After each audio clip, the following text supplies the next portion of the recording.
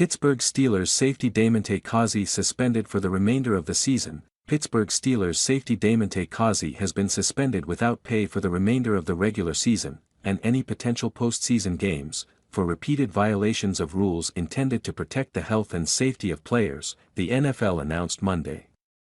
In the second quarter of Pittsburgh's Week 15 road loss to the Indianapolis Colts, Kazee launched himself at the head of Michael Pittman Jr., who was diving to try to make a catch. Kazee was ejected from Saturday's game after the play. John Runyan, NFL Vice President of Football Operations, issued Kazee's suspension for the violation of a rule which states that it's a foul if a player forcibly hits the defenseless player's head or neck area with the helmet, face mask, forearm, or shoulder, even if the initial contact is lower than the player's neck, and regardless of whether the defensive player also uses his arms to tackle the defenseless player by encircling or grasping him.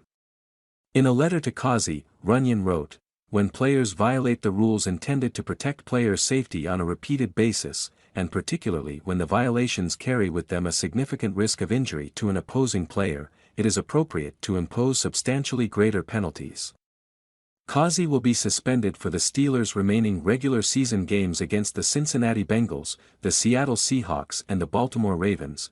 Kazee can appeal the suspension under the current collective bargaining agreement.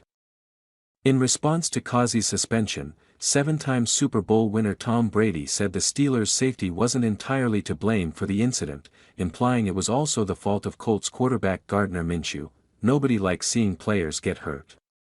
But hard hits happen," he wrote as a reply on Instagram.